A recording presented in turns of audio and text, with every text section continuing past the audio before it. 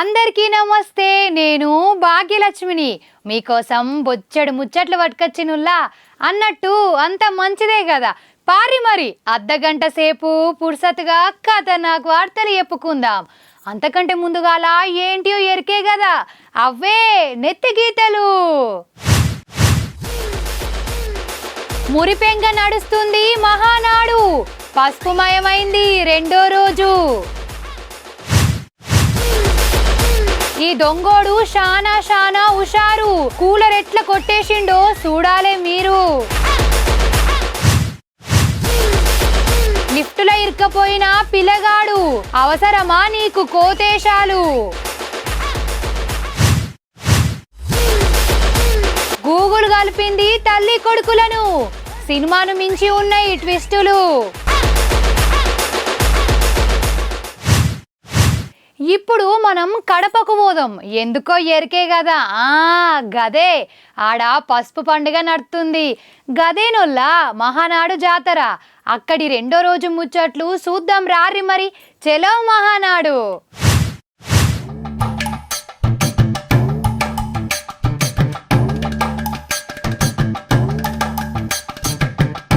మహానాడు సంబరాలు జోర్దారుగా నడుస్తున్నాయోల్లా. లీడర్ల స్పీచులు, కార్యకర్తల సంబరాలు, తెలుగు తమ్ముల జేజేలు. కడప పట్నం మారుమోగుతుంది. అన్నట్టు 28వ తారీఖు నాడు పెద్ద రామారావు పుట్టినరోజు కదా. మహానాడు సభ ఎన్టీఆర్కు పెద్ద నివాళిచ్చింది. అటెన్కా చంద్రబాబు సారు రామారావు గొప్పతనం, చేసిన సేవలు, రాష్ట్రాన్ని నిలబెట్టిన తరీక గురించి చెప్పిండు. ఇక మహానాడుల రామారావు గురించి, చంద్రబాబు సారు పాలనల రాష్ట్రం ఏ తీర్ల ముంగటికి పోయిందో చెప్పిర్రు.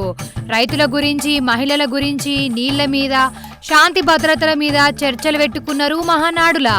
ఇక 5 ఏండ్లల్ల జగనన్న చేసిన ఘనకార్యాలు కూడా లీడర్లు బయట పెట్టిర్రు. ఇక మాపటీలి రాజకీయ తీర్మానాలైనయి. అటెన్కా పార్టీ జాతీయ అధ్యక్షుణ్ణి ఎన్నుకొని ప్రమాణం చేయించిర్రు. రెండో నాడు కూడా లక్షల మంది వచ్చిర్రోల్లా ఈ మహానాడుకు. ఎక్కడెక్కడి నుంచో వచ్చిన కార్యకర్తలు కలుసుకొని అలైబలై తీసుకుంటూ పాత ముచ్చట్లు యాద్ చేసుకుంటా సంబరపడ్డరు.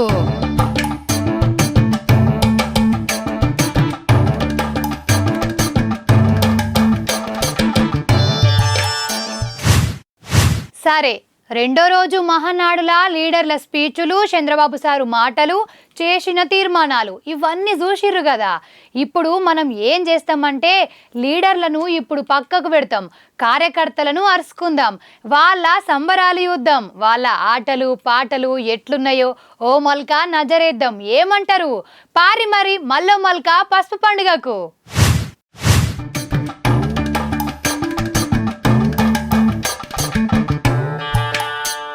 నిజం చెప్తున్నా, ఈ తెలుగుదేశం కార్యకర్తలకు మహానాడు వచ్చిందంటే అదే వాళ్లకు పెద్ద పండుగ. పార్టీ అధికారంలో ఉన్నా లేకున్నా మహానాడుకు మాత్రం జాతరకొచ్చినట్టే అత్తరు. 3 రోజుల పండుగను మురిపెంగ వేసుకుంటారు. ఆగో ఆటలు పాటలతోని దుమ్ము రేపుతారొల్లా. కోలాటాలు, డ్యాన్సులు, చెప్పుడు కాదు, మీరే చూసుడే కావాలి.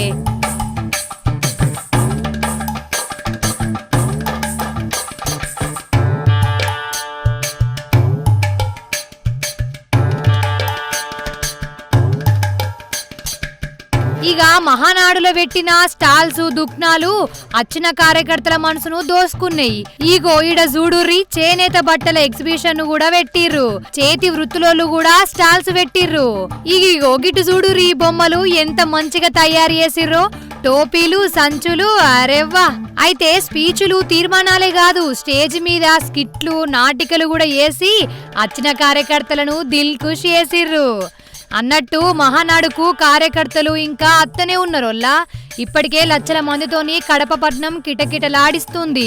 మహానాడుకొచ్చిన ప్రతి ఒక్కరు పంచంగీలు, మన ఆడపడుచులు పచ్చ చీరలు కట్టుకొని వచ్చిర్రు. ఇక సభలనైతే చంద్రబాబు సారు బొమ్మలు, లోకేష్ అన్న ఫోటోలు పట్టుకొని సంబరపడుతుర్రు.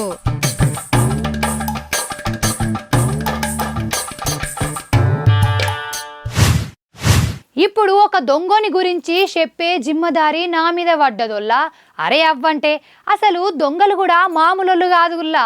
దొంగతనాలు ఏసుడు కూడా ఉత్తపచ్చులతోనిగానే కాదు, దొంగతనం ఒక ఆర్టు. అట్లా ఆర్టు చూయించిన ఒక ఆర్టిస్టునే చూసి తరించుర్రి మీరు.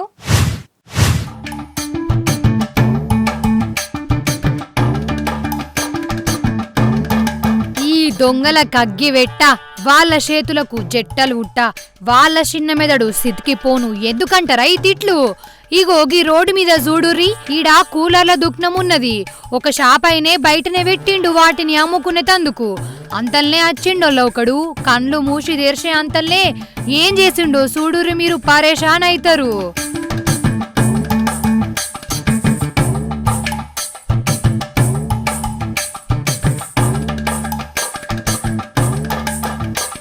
ఓరి దేవుడో, ఇది చూసినాక ఎవర్రా నువ్వు ఇంత టాలెంటెడ్ గా ఉన్నవని అనబుద్ధి అవుతుంది కదా. మరి వాని పనితనం గట్లున్నది. ఆరాంసే బండి మీద వచ్చిండు, దిగిండు, కూలర్ పట్టిండు, కథం దంచకపోనే పోయిండు కదా. అసలు దొంగతనాలు చేసుడు కూడా గింత ఈజీగా వేయచ్చని నాకు తెలియదు. వీణ్ణి చూసినాకనే అర్థమైంది వానికి ఎంత ధైర్యం వల్ల. అసలు దొరుకుతామన్న భయం లేదు, కొడతారన్న బాధ లేదు, జైలుకు పోతామన్నా రంది కూడా లేదు. అంటే చూడు వాని మీద వానికి గంత నమ్మకం అన్నట్టు. అంతే కదా మరి, గిదే నమ్మకం గిదే ధైర్యం ఏదన్నా మంచి పని వేసుకున్నట్టట్లా చూయిస్తే ఏమైతుంది? గిసోంటి దొంగ పనులల్లా టాలెంటులు చూయించుడెందుకు? నాతోని మందుతోని తిట్లు పడుడెందుకు? వాళ్ళ కొంపలు కొలంబస్ వేసుడెందుకు? అంతే కదా మరి.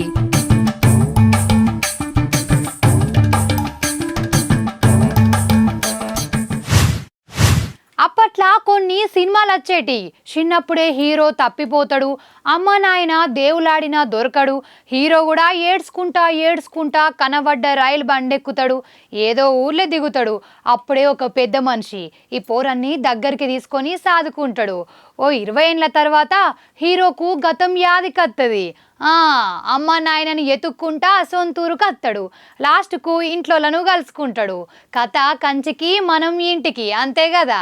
ఇగో ఇసోంటి సీనే నిజంగా బయట జరిగింది. కాకపోతే గూగులే కుటుంబాన్ని కలిపింది. ఎట్లనో చూడుర్రి మీరే.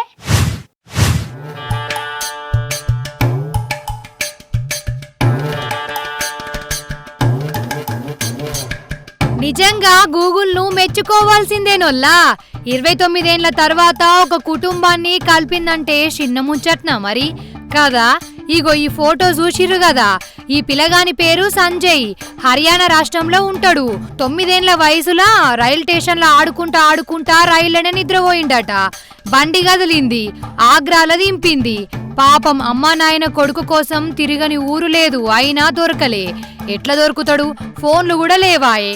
పిల్లగాడు 9 ఏళ్లోడేనాయే. అయితే ఆగ్రాల దిగిన ఈ సంజయ్ని ఒక దాబా ఓనరు దగ్గరికి తీసుకున్నాడు, చదివిచ్చిండు, పెద్ద చేసిండు, పెండ్లి కూడా చేసుకున్నాడు. అయితే సంజయ్కు అమ్మా నాయనను చూడాలని పానం కొట్టుకున్నది. కానీ ఇల్లు తెలియదాయే, ఊరు తెలియదాయే. 30 ఏండ్లాయే, అంత మర్చిపోయిండు. ఎట్లా దొరకబట్టుడు?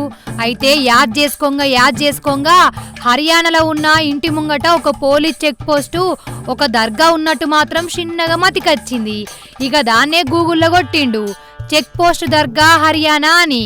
ఇక గూగుల్ అడ్రస్ చూయించింది. సంజయ్కు ఇల్లు దొరుకుతుందని ఆశలు పుట్టినాయి. మ్యాప్ పెట్టుకున్నాడు, మ్యాప్ చూయించినట్టు పోయిండు.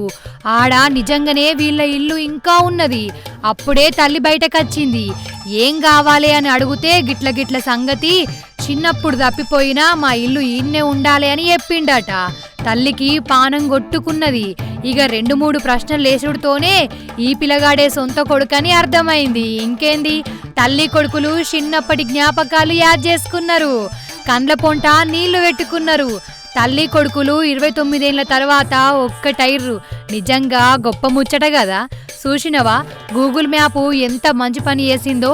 30 ఏళ్ల తర్వాత దూరమైన కుటుంబాన్ని దొరకబట్టించిందంటే చిన్న ముచ్చట్నా? గూగులు నీకు వేల దండాలు.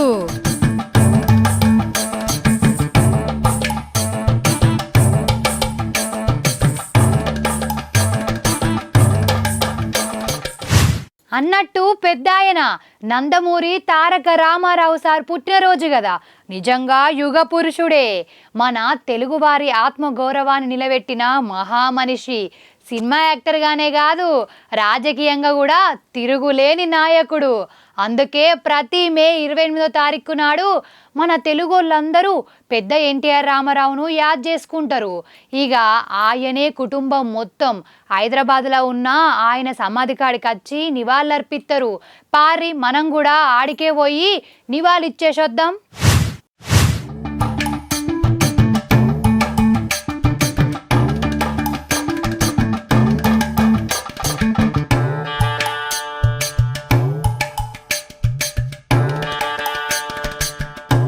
పెద్ద ఎన్టీఆర్ జయంతి కథనొల్ల పుట్టినరోజు నందమూరి కుటుంబం రామారావుకు నివాళులర్పించేందుకు హైదరాబాద్లో ఉన్న ఆయన సమాధి కాడికి వచ్చిర్రు. ఇగో చిన్ని ఎన్టీఆర్ అన్న ఆయన చిన్నన్న కళ్యాణ్ రామన్న పొద్దుగాలనే తాత సమాధి కాడికి వచ్చి నివాళులర్పించిర్రు.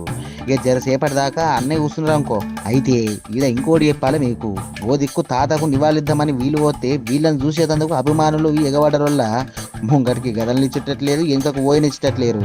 ఆయన ఆయన ఆగుర్రా అంటే ఆగుడే లేదు. అగో చూడురు మీరు కూడా.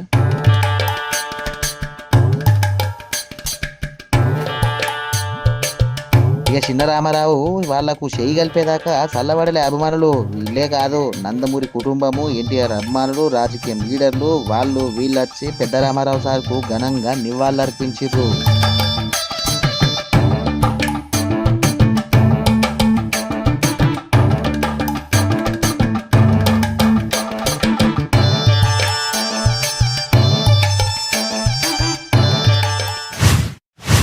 రోడ్డు మీద కొందరు పోరల శేఖలు ఎట్లుంటాయంటే, రామచంద్ర నాకైతే కోపమే అత్తదొల్లా. బండి తోలుకుంటా గిట్ల కటింగులు ఇత్తుంటారు, బుయ్య సప్పుడ్లు ఎత్తుంటారు. గట్ల ఎత్తే ఏమత్తదో నాకైతే అసలు అర్థమే కాదు. అంటే అందరూ వాళ్ళ దిక్కే చూడాలని స్టైల్ కావచ్చు. గట్ల స్టైలు గీళ్ళు కొట్టేటోళ్లను ఆదిలాబాద్ పోలీసోళ్ళు మంచిగానే బుద్ధి చెప్పిర్రోల్లా. పారి మరి ఏం చేసిర్రో చూద్దాం మనం.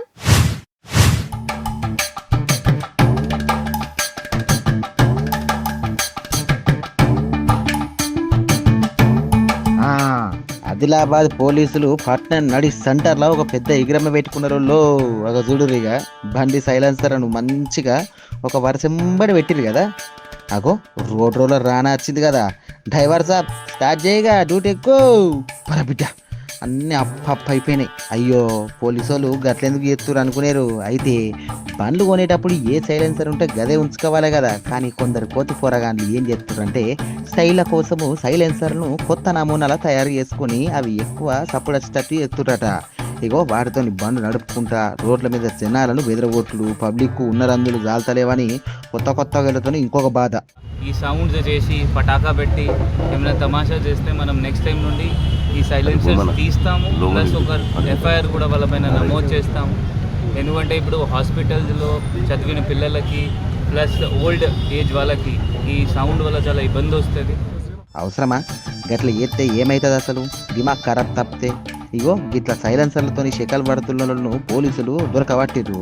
ఇక బండుకున్న సైలెన్సర్ను ఉడవీకిచ్చి తుక్కు వేయించిర్రు. మంచిగా చేసిర్రు కదా ఈ పని ఏందో.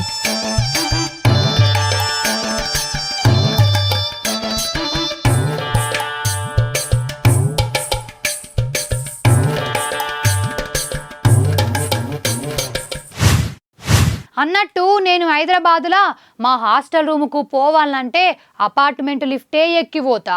2వ అంతస్తులనే ఉంటా కానీ అదేందో మెట్లెక్కుడు దిగుడు ఈ నడుమ నాతో అస్సలు అయితలేదు. నాతోనేంది ఫస్ట్ ఫ్లోర్కు పోవాలన్నా ప్రతి ఒక్కరు లిఫ్ట్తోనే పోబట్టే.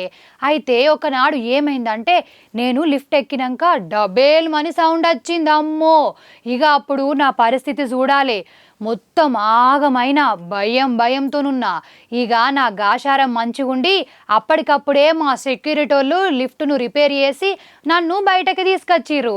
ఇక అదువర్ సంది లిఫ్ట్ మోకం చూస్తేనే నాకు మస్తుగా భయం అవుతుందోల్లా. మరి నాకే గట్లుంటే మరి ఈ పోరనికి ఇంకెట్లా అనిపించచ్చు? ఏ పోరడు ఏడున్నాడు అంటారా? ఆగో చూడుర్రి మీరే.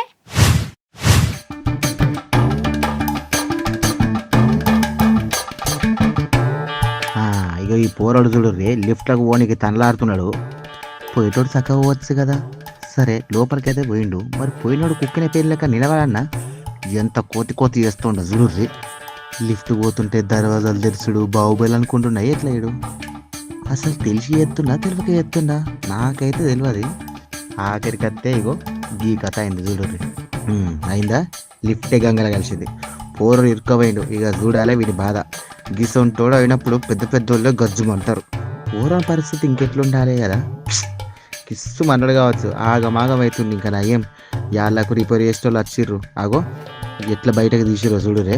అమ్మయ్య ఇక జన్మల మళ్ళీ ఒకసారి పోతావా అరే లిఫ్ట్కు పోరడా. అసలు వీడిని కాదు ఈ పోరను అమ్మ నాయన అనాలే. దీన్ని ఇట్లా గాలి విడిచిపెట్టుడు వాళ్ళు ఎటు పోయారు నాకు అర్థం కాదు. ఉత్త గిడిచిపెట్టిన కథకుండా వాడెట్టు అన్నట్టు. ఇది ఏడ జరిగిందో చెప్పలే కదా, గజయా బాధలనట. ఏడ జరిగినా కూడా జర పురాణాలది నజర్ వేయాలి. చూడుర్రి ఏమంటున్నా అయ్యవాళ్ళు జర.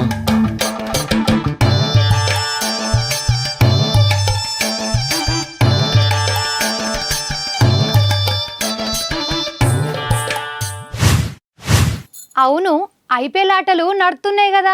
గిన్నొద్దుల సంధి నడుతున్నా చూసినవా? ఈ భాగ్యలక్ష్మి ఒక్కసారి కూడా క్రికెట్ గురించి చెప్పలేదు. మా కోహ్లీ గురించి అయితే ఖతర్నాక్ వార్తలల్లా అసలే తీర్తలేదు అని కొందరు ఫీల్ అవుతురట కదా. కాకుర్రి మీరే గట్ల నారాజైతే నాకే మంచిగా అనిపించేది. అందుకే కోహ్లీ వార్తనే మీకోసం పట్టుకొచ్చిన. చూసి దిల్ ఖుష్ గారి మరి ఏమంటున్నా. అగో కింగు రెడీగున్నాడు.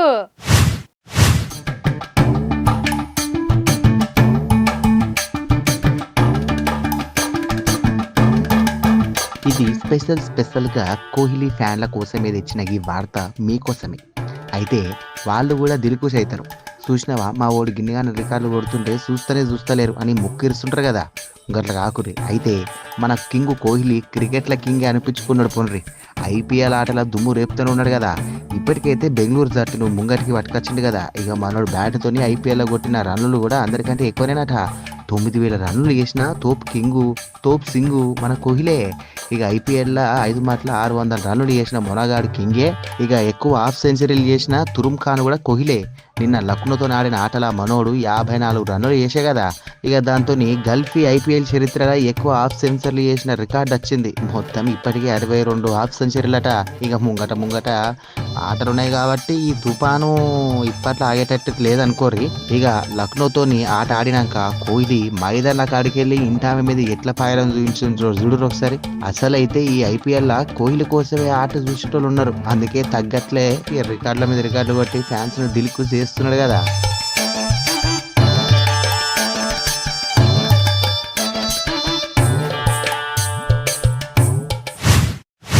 మల్లో పారి నెతికి తెలియుద్దామా? మురిపెంగ నడుస్తుంది మహానాడు, పసుపుమయమైంది 2వ రోజు. ఈ దొంగోడు షానా హుషారు, కూలర్ ఎట్లా కొట్టేసిండో చూడాలే మీరు.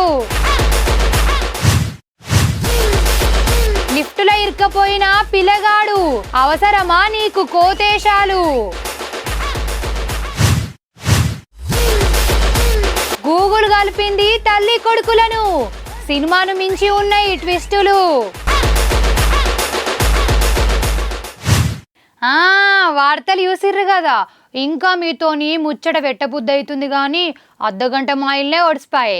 మళ్ళొచ్చినప్పుడు ఇంకెన్ని మంచి వార్తలు పట్టుకత్తా. మరి నేను పొయ్యొద్దునా? ఉంటా మరి.